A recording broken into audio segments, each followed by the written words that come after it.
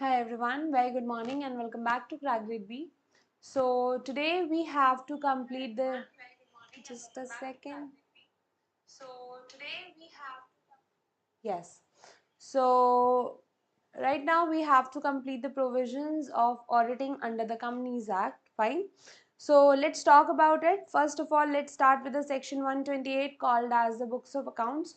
So see, what I have tried to done is that I have tried to include the sections of Companies Act, but with a limitation, right? I have not tried to include everything and anything that has been provided under the Companies Act, because anyways it will become too lengthy for you guys. So that is why let's start with it. Section 128, we have books of accounts. Okay, so every company has to prepare and keep books of accounts, either physical or electronic mode, and other relevant books and papers for every financial year. Now why we are talking about it, now you can understand that preparation of books and accounts is the requirement under the Companies Act.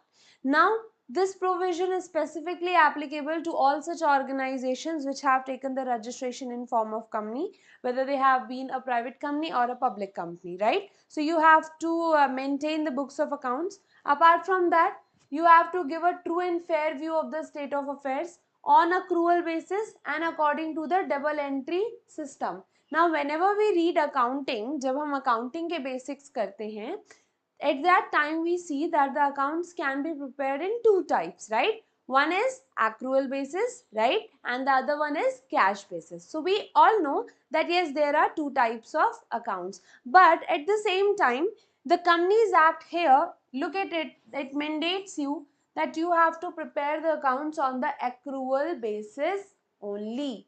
Fine. If you are a company, we are mandating you that please prepare your accounts on accrual basis. For all those who do not understand what does accrual basis is, let me give you a very easy example. Suppose I pay to a person, I have an employee with me and I pay him 10,000 every month, right? That is his salary, 10,000 rupees per month. So for every month, like suppose today I paid him 10,000 rupees. So what I'll do, I'll make an entry in my books of accounts. What kind of entry? Only if I have made the payment. So entry, when entry is made in the books of accounts, only when the payment is made in cash, that is called as cash basis of accounting. कि जब आप cash में खर्चा करोगे बस तभी record करोगे, जब इनकम कैश में आएगी तभी रिकॉर्ड करोगे. That is called as cash basis, right? When the income will be earned in cash and when the expense will be paid in cash, only that only when the transaction will be recorded. So such is called as the cash basis of accounting. And what does accrual basis of accounting says? So accrual basis says to me, ki see, the person has worked for you entire May, right? Entire month of May, he has worked for you. So as soon as the 31st May arrives, please make an entry into your books that salary has to be given. Fine? Salary has to be given. Whether you have paid in cash or not does not matter. Make it a payment later on, but right now record all your expenses, record all your incomes, right? So this is the mandate of your accrual basis of accounting. ठीक है, चलिए. So now section 139, appointment of the first auditor. See over here, first auditor means, suppose when your company has started. Now ABC Limited is a company, right? ABC Limited is a company. So I am talking about first auditor,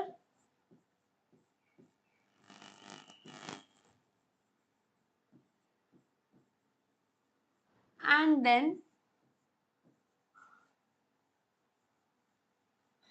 subsequent auditor.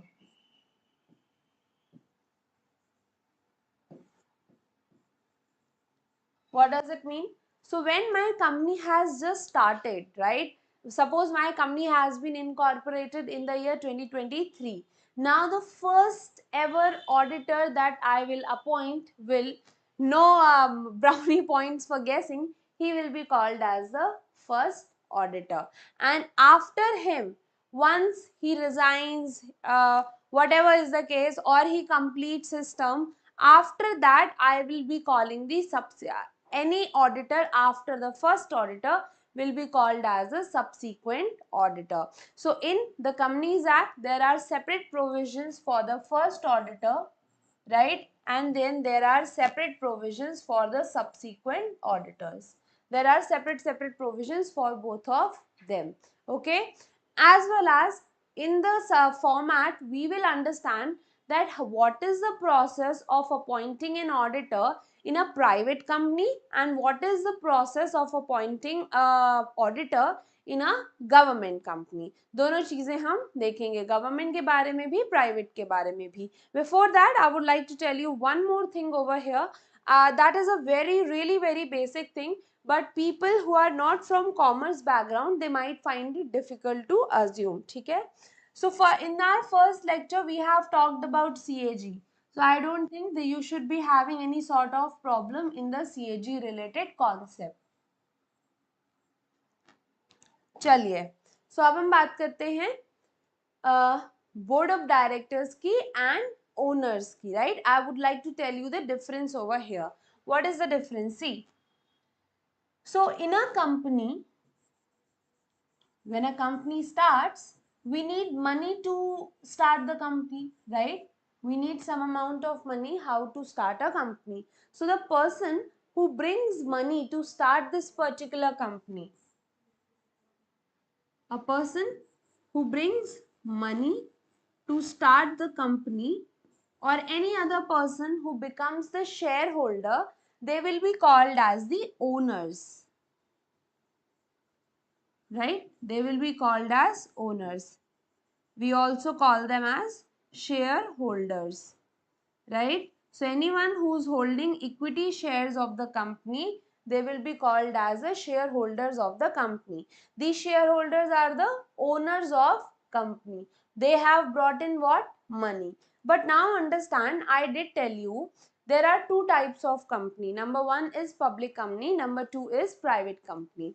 In a private company, maximum number of owners could be 200. ठीक है? Private company में maximum number of owners कितने हो सकते हैं? 200. 200 people can become the owners. But in a public company, there is no limit.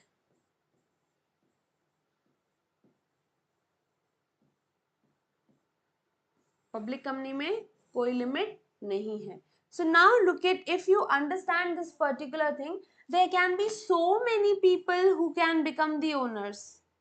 So many. Is it feasible for me? Suppose I have to take a decision regarding the company. मुझे कोई decision लेना है company के बारे में कि आगे हम क्या करेंगे, या suppose if we want to invest in a new project or not, anything regarding that related to day-to-day affairs. Tell me and think about it. Is it feasible to call all these people in a meeting, right? Is it feasible for day-to-day affairs? The answer is no, right? They will be meeting, but not on a daily basis. So to solve this particular problem, we have someone called as board of directors. Just wait for a second.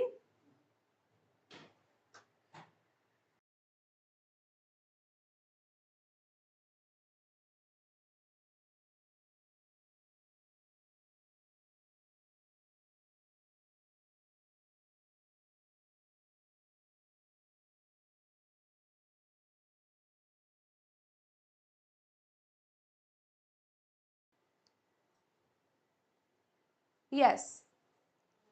So in order to solve this problem, we have someone, we call them as board of directors. क्या बोलते हैं हम? Board of directors.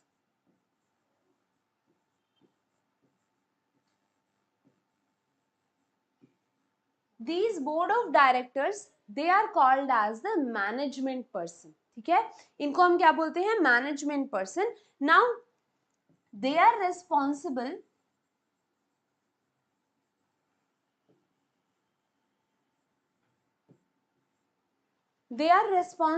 for managing the day-to-day affairs of the company, right? They are responsible for that. Acha, one more thing.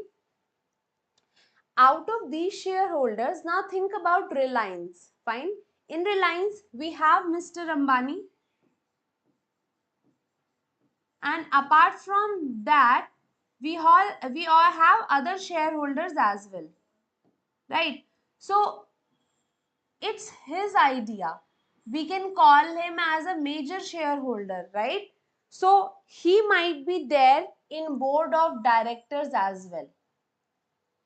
Okay, he might be there in board of directors as well, because see, other people, suppose I have purchased 100 shares of Reliance, so I will become an owner for 100 shares, but he has got the majority stake, he has got all the profits as well as the losses, right? He has got the whole interest in the working of the company. So in this particular case, he will be represented on the board of directors as well. ठीक है, वो चाहेगा कि no, I will be there in board of directors as well, because this is my company, I want to be present for all day-to-day affairs. Okay, so this is the difference between the shareholders as well as the board of directors. Board of directors, many people could be salaried persons as well, could be क्या होंगे ही salaried persons as well.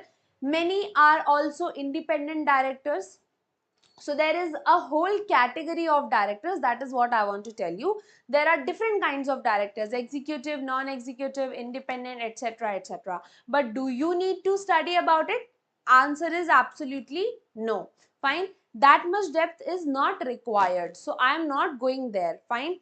So yes, this is it. And now one more thing that I would like to tell you. Let's talk about their meetings. Fine. So board of directors, whenever they come together and they conduct a meeting, that is called as a board meeting. Fine. In board meeting, they take decisions, right? And on those decisions, voting also happen. Decision लेंगे, फिर उस पे vote करवाएंगे कि ठीक है बाकी लोग क्या सोच रहे हैं, right? You have to write down your decision, and then you have to conduct voting on to them, so that you get to know that what are the thoughts of other people on this particular matter. Fine. So in case of board meeting, what you pass is called as a board resolution. Now please do not get confused with the usage of word. The board resolution simply means what? Board resolution means that it is nothing but a decision of the board in the written format and along with the votes of other people. Fine. So koi bhi decision, any decision will be written on the board resolution only when it is being passed by the board as a whole. Take. So I told you about board meeting, I told you about board resolution. This is the only date that you want to know, because why I am telling you this, it is not needless, but when we'll read the above provisions, these are the terms that you will encounter over there. ठीक है, आपको ये terms मिलेंगी वहाँ पे, and that is why it is very important to understand them here itself. Now talking about the shareholders. Do shareholders also conduct their meetings? Or absolutely yes. There are two kinds of meetings of shareholders, right? So let's talk about it. First we have AGM, that is called as the annual general meeting. Many of the times in the news itself or anywhere you will hear this word called as the AGM, annual general meeting. Now listen to me very carefully. AGM, that is annual general meeting, is the meeting of whom? Board of directors or shareholders? It is the meeting of the shareholders, right? In this now one more thing. Now this is written in the name, annual general meeting. That means it happens once in a year. साल में एक बार होती है, ठीक है, साल में एक बार होती है, and also it is mandatory in nature, this is mandatory in nature.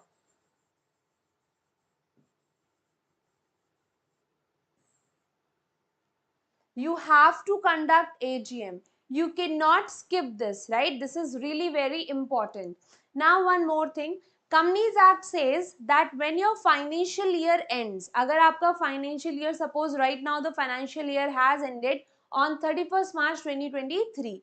So Companies Act says कि अगर आपका financial year end हो गया है, then within 6 months from the end of financial year, you have to conduct your AGM. That means 31st March 2023, my financial year has ended. Now, after that 6 months, that means 30th September 2023, within these 6 months, I have to conduct AGM, annual general meeting. I have to call all the shareholders. I have to put my financial statements before the shareholders. ठीक है, share holders आएंगे तो उनको कुछ दिखाना तो पड़ेगा ना, साल भर आपने क्या काम किया कंपनी में, what work you have done in the whole year for the company. So financial statements, auditor की report, everything will be placed before the shareholders in annual general meeting.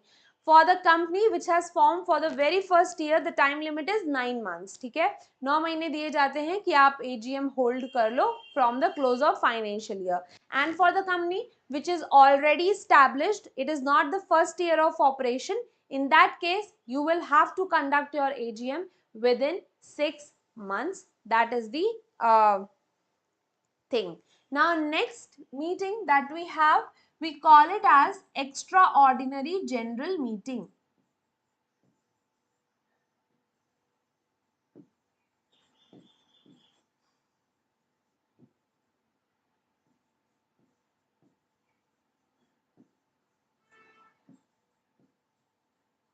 Extraordinary general meeting, in short, also called as the EGM. ठीक है, EGM.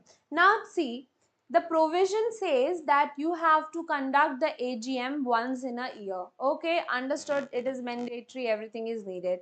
But tell me, we might need to call shareholders in a year more than once, right? There are, for a company, everything changes month on month. So how can we wait for the 6-month period after the close of financial year, right? So when you have to call the shareholders in between the year, kabhi bhi, suppose I have to call the shares after 1 month, after 2 months, 3-4 months after, or any time, right? If I have to call the shareholders, I can call them, but that meeting will be termed as the extraordinary general meeting. उस meeting को क्या बोलेंगे? Extraordinary general meeting. That will not be called as the AGM. Although this is the meeting of shareholders, yes. Any business can be discussed, yes. Everything is same, nothing is different. But this is mandatory and this is voluntary. That means it depends up to you whether you want to hold EGM or not. Now, who calls these general meetings? कौन बुलाता है इन general meetings को? So these meetings are called by the board of directors. We know that board of directors are responsible for the day-to-day affairs of the company, right? So whenever they feel the need that, okay, we need to call the shareholders, we need the approval of shareholders on something really very important, then they will call the meetings, right? AGM and EGM. After that, I'll tell you one more thing. So just like board resolution का मतलब क्या? board of directors have decided on to something, they have decided something, they have voted on to it, and then they have prepared a paper that is called as board resolution कि board ने ये decide किया है. Board resolution means board has decided this. So similarly, in case of shareholders also, we have resolutions. Fine, resolutions.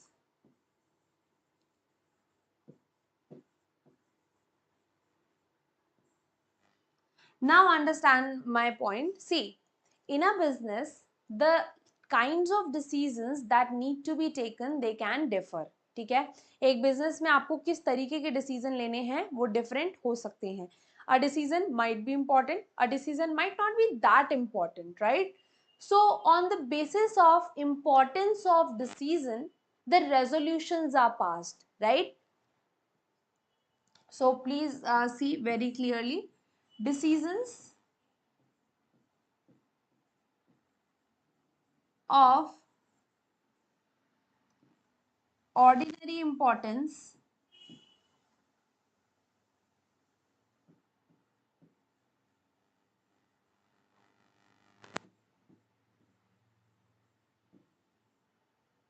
and decisions of special importance.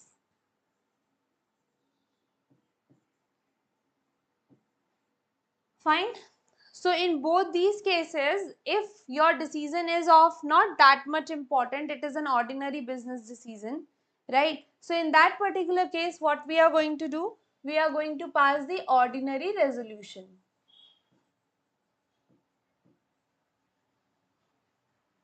We are going to pass ordinary resolution. In case you have decisions that are of special importance, you need to pass special resolution. And believe me, this is the very basic understanding that I am giving to you. There are so much more to these, but I want to make it as simple as possible for you guys, right? So that is why I am just including those terms which you will see in the document, and you need to understand those terms. So I would like all of your attention here. Well, fine. So there is an ordinary resolution, there is a specific resolution, special resolution. Now, in special resolution, what is so special? That should be the question. So the special thing is that here 75%, although the text of the act says that the persons who are approving the resolution should be 3 times then the person who are disapproving. Fine. So the persons approving should be 3 times than the persons who are disapproving. So all the persons who are present and voting, we need a majority of approximately 75%. Nobody is going to ask you, this is not a law examination. So nobody is going to ask you that, okay, what is the percentage of majority that you need in the special resolution. Nobody is going to ask you that. I am just telling you the difference. So in case of special resolution, 75% of the majority is what you need to pass that particular decision. अगर आपको 75% majority नहीं मिल रही है, then that decision cannot be taken. Okay. After that, ordinary resolution, what does it mean? So in case of ordinary resolution, you need the majority of 51%, called as the ordinary majority. क्या कहते हैं? Ordinary majority. If half of person who are present and voting, they have said yes to your decision, then go ahead and implement it. ठीक है? So this is what we know as the ordinary resolution and the special resolution. I hope you have understood this very clearly. So this is all with our basics. Now let's move forward to the document. So what all did we talk about? We talk about the types of auditors. That means there are first auditor, subsequent auditor. Who is the first auditor? Who is appointed just after the company's incorporation. Means when the company has just started working, after that the first auditor, the number one auditor that you appoint is called as the first auditor. And once the tenure of first auditor ends, after that you appoint any other auditor, that person is called as the subsequent auditor. We have got different rules for the first auditor and we have got different rules for the subsequent auditor. Both we need to study. Then we talked about board of directors, what they do, board resolution, fine. We also talked about the shareholders, the types of meetings that they have, AGM, EGM. We also talked about the type of resolution that they pass, specific resolution, ordinary resolution, right? Now we'll be talking about the appointment of the first auditor. Now see, I have explained you all the basics and now I can go on quickly, right? So just see, non-government company, who appoints the first auditor? So in a non-government company, first auditor is appointed by the board of directors. कौन होते हैं board of directors? क्या काम करते हैं board of directors? That is easily understandable by you. Next is the government company. In a government company, first auditor is appointed by the CAG. CAG recommends that yes, this particular should be appointed, and then that person is appointed as the director. Point to be noted over here is that not every government company is audited by CAG. हर government company को CAG audit नहीं करते, उनके पास इतना time कहाँ है जो हर गवर्नमेंट कंपनी को ऑडिट करेंगे, right? But yes, they do play their role by appointing the auditor. ठीक,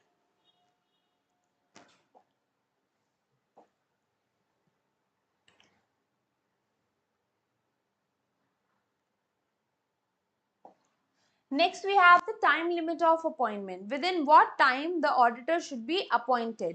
So in a case of a non-government company, within 30 days from the registration of the company. Your company has got registered with the registrar. We are talking about the first auditor. First auditor is appointed just after the registration of the company. Understanding my point? So in such a case, time limit of appointment is the within 30 days of the registration of the company. जैसे ही आपकी company register हुई है, now within 30 days you have to appoint your first auditor, right? In case of government company, the time limit is within 60 days. So you can just remember that yes, government takes a little bit more time, and that is why the time limit of 60 days has been provided in case of government company. Take after that, consequence in failure to appoint. Suppose the board of directors are not able to appoint the first auditor, then what is going to happen?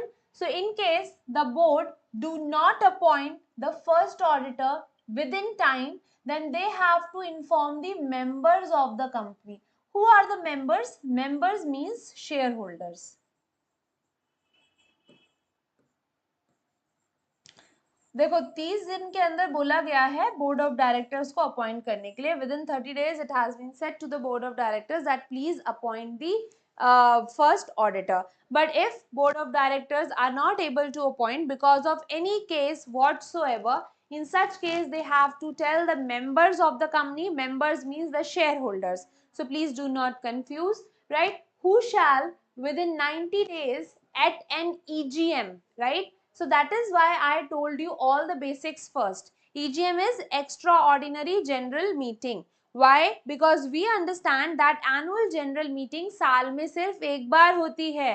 We understand that AGM happens just once in a year. So that is why if at any different time the shareholders wants to meet and there needs to held a meeting of theirs, it is called as the EGM, not AGM. ठीक है? So at the EGM, they are going to appoint the auditor. Maximum time limit is 120 days. Maximum time limit, this means, first of all, you gave a time of 30 days to the board of directors, right? आपने board of directors को कितना time दिया? 30 दिन का. After that, you gave the 90 days time limit to the members. Members means your shareholders. Fine. Equals to 120 days. Equals to 120 days. So this is the maximum time limit within which you have to appoint the auditor. After that, in case of government company, let's just see, in case the CAG of India does not appoint the first auditor on time, in that particular case, the board of directors of the company, they will have to appoint the auditor within the next 30 days. आपने CAG को कितना time दिया था? You have given the time of 60 days to CAG to appoint the director. But if CAG is unable to appoint the director within appoint the auditor within 60 days, then the responsibility shall pass to the board of directors within the next 30 days. And in case board of directors also fail to appoint such auditor, then the responsibility will go to the members who shall appoint the such auditor within 60 days. Please remove this. Okay, they will have to appoint the auditors within 60 days. So this is the case that they have to, how the appointment happens, right? So 60 days to the CAG, 30 days to the board of directors, and then finally 60 days to the members. Now let's talk about the tenure. Tenure means by what time the auditor shall hold his place, right? What is the time limit for which he is going to hold his place? So tenure of auditor is, first auditor shall hold office till the conclusion of first AGM. Now what did I tell you? See, suppose this is the our year 1st April 2023, and this year is going to end on 31st March 2024. ठीक, 1st April 2023 से 31st March 2024. This is my financial year. This is my financial year. Now, a company has incorporated, a company has started working on 1st April 2023. एक company ने अपना business start किया है 1 अप्रैल 2023 को. कभी भी स्टार्ट कर सकती है. It can start on 1st May, 1st June or any time, right? That does not matter. But once the financial year has ended, right, this is the year of incorporation, in the year in which it has started doing business. So once this financial year ends, because it is the first year of its incorporation, it has to hold AGM within 9 months, right? AGM has to be held within 9 months. 9 months from what? From 31st March 2024. When the 9 months will complete it? 9 months will be completed on the 31st December 2024. Got my point? 31st December 2024. So a company which has started working on the 1st April 2023, right? And the financial year has ended on 31st March 2024. Fine. So within 9 months from the end of the financial year. So why I am telling you this? Just to give a holistic understanding. Although you can just go through and you can learn this particular concept, but yes, just for the sake of understanding. So within 9 months, that is when you have to hold the AGM. तो first auditor कब तक अपनी post hold करके रखेगा? By what time the first auditor shall hold up his particular post? So he will hold the post till the conclusion of first AGM. Till the conclusion of first AGM. So first AGM will conclude when? 31st December 2024. That means that is a maximum time limit. जब भी आपकी first AGM हो, बस तभी तक उनका office है first auditor का. And what happens in the case of government company? So the same provision applies. The first auditor shall hold the place till the conclusion of the first AGM. Right? They will hold the place with the first AGM. So this is what we have understood the provisions of the first auditor. Now let's talk the appointment of subsequent auditor. Subsequent auditor, पहले auditor के बाद में अब आप कोई भी auditor appoint करेंगे, then what is the provision regarding that?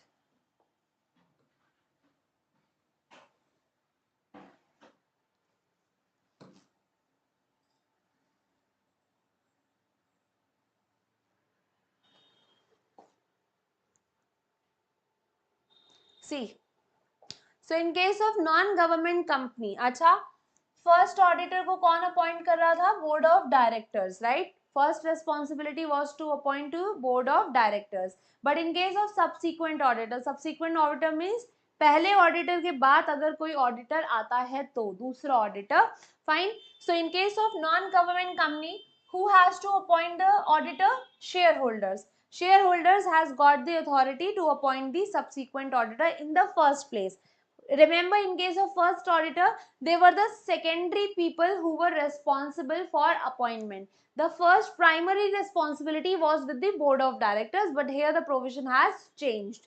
In case of government company, CAG, Comptroller Auditor General of India, they have to appoint the subsequent auditor.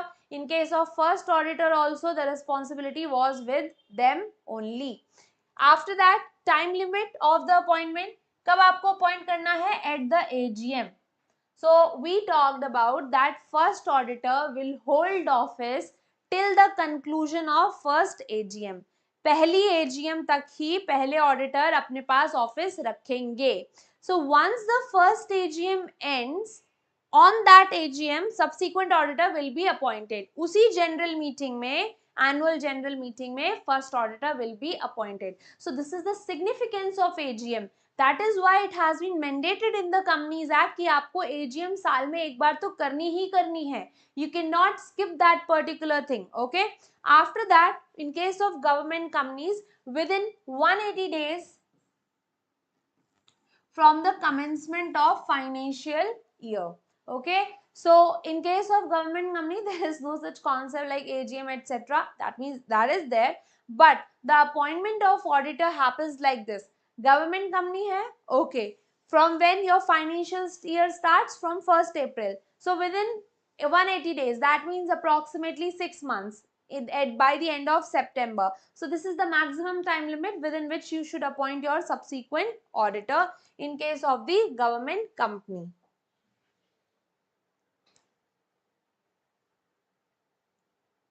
Now the tenure of auditor.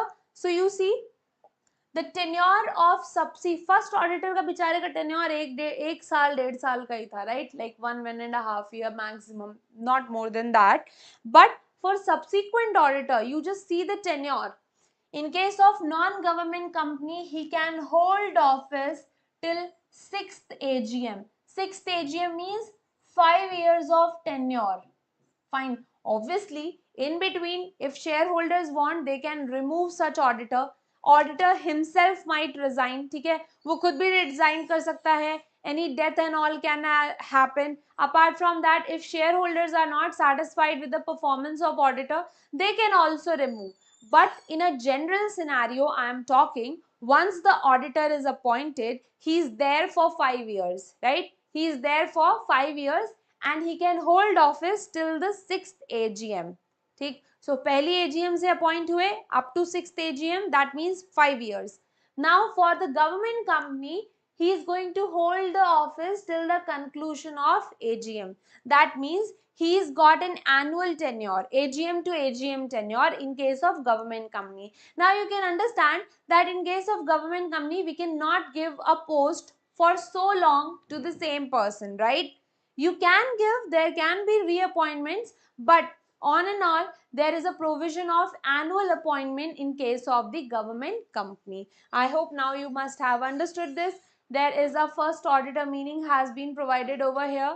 Who's the first auditor? Those who are appointed in the first year of incorporation of a company. ठीक? After that, we have got casual vacancy. Casual vacancy क्या होती है? See, one way of leaving the office is when your tenure is complete. ठीक है, या तो आप तब अपना ऑफिस छोड़ें जब आपका समय पूरा हो गया है. Like if you have completed your tenure till 6th AGM, then you can go, you can leave the office, no problem in that. But casual vacancy arises when, because of any reason whatsoever, you leave your office in between. जब आप अपना office बीच में ही छोड़ दो, ठीक, उसको कहते हैं हम कैजुअल वेकेंसी. क्या बोलते हैं? Casual vacancy. See what does it is the meaning of casual vacancy is the vacancy which occurs after the appointment of the auditor, right? Once you might have appointed the auditor, after that he might die, he might resign, right? He might incur disqualifications. We will talk about disqualifications, right?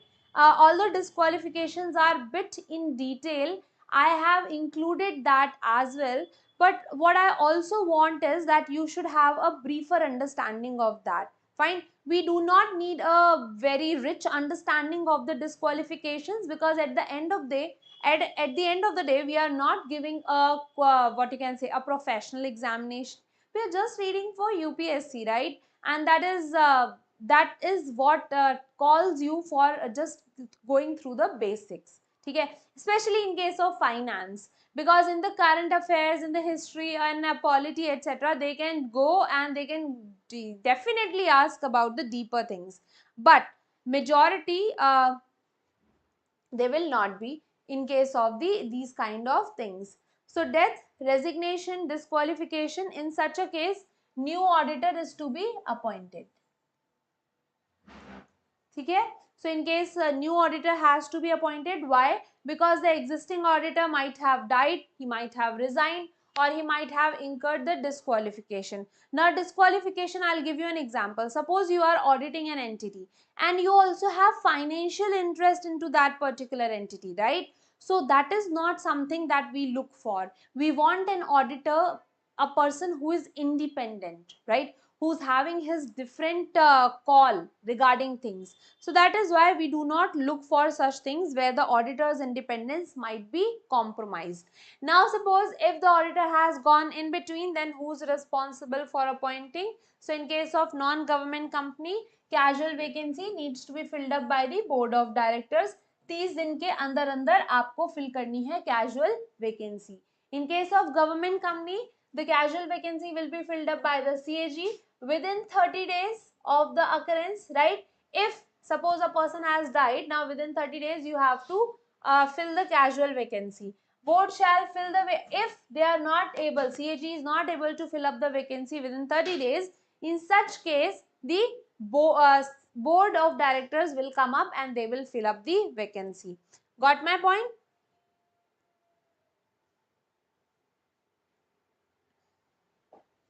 Now next, in resigning, auditor should file a statement with the company, the registrar, CAG stating the reasons for resignation. अब देखो death हो गई तो उसका तो कुछ कर नहीं सकते, right? If the person has died, we cannot really do anything.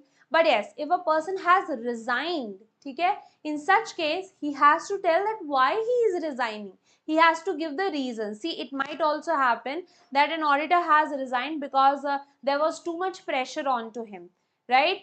The shareholders and directors were not allowing him to work independently, and in such cases it is very much obvious for the auditor to resign. Getting my point? So this is what, but here you just have to go through this, not really very important. So resigning auditor can file a statement with the company, the registrar is the government office, and telling that why he is resigning. All these provisions, they are applicable in case of resignation. Not please do not go into the detail. Now next is the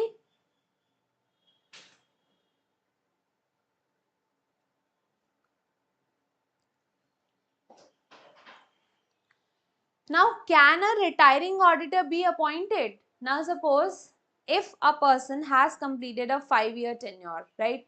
There are conditions regarding that also, whether you are an individual or whether you are a company. We will be talking about that. That means you are in a group of auditors or you are an individual auditor. That was I meant to say. Company is not the right word. Whether you are a group of auditors or whether you are an individual auditor, right? So on that basis, it will be decided that you can be reappointed or not. So what are the conditions regarding that? So it is, he should not be disqualified, first of all. What are the disqualifications? We will read about it. They should not be disqualified. He has not given a notice to the company that I do not want to be appointed. ठीक है, ऐसा भी तो हो सकता है कि बंदा बोल दे कि नहीं प्लीज मुझे अपॉइंट मत करो, please don't appoint me, I am not interested. That can also happen. Next is a special resolution has been passed that this person shall not be appointed. Special resolution means your shareholders have passed a decision that we do not want this person to be reappointed. अगर shareholders ने pass कर दिया है, then that person will not be appointed, and he has not furnished a written certificate that he is eligible under the ceiling limit. Now ceiling limit is what? See, every auditor has a limit. How many number of companies he can audit. Suppose if I say that yes, I am an auditor and I will audit 100 companies. Will I be efficient? No, I am just collecting money. मैं बस पैसे collect कर रही हूँ और कुछ नहीं है.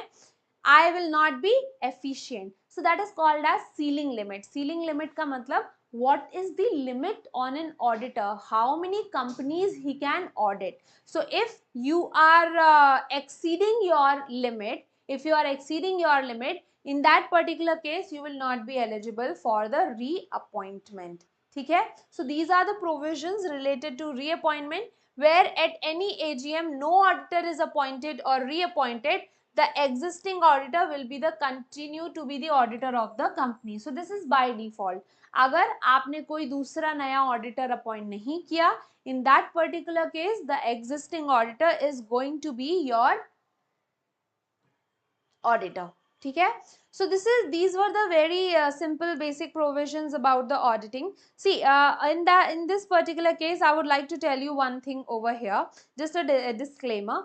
Auditing is a vast subject, right? There are a number of things, but I want to make the auditing simple for you, right? I do not try to use the very fancy words.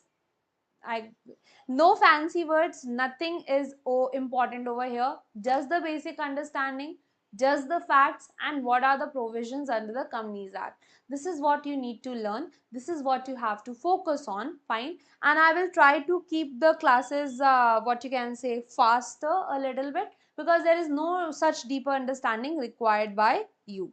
So this is it for this particular class. Thank you so much for joining in. I hope you did understood the concepts, and we have a lot more that we need to understand. But yes, we'll be able to cover in approximately 2 days the portion. So thank you so much for joining in.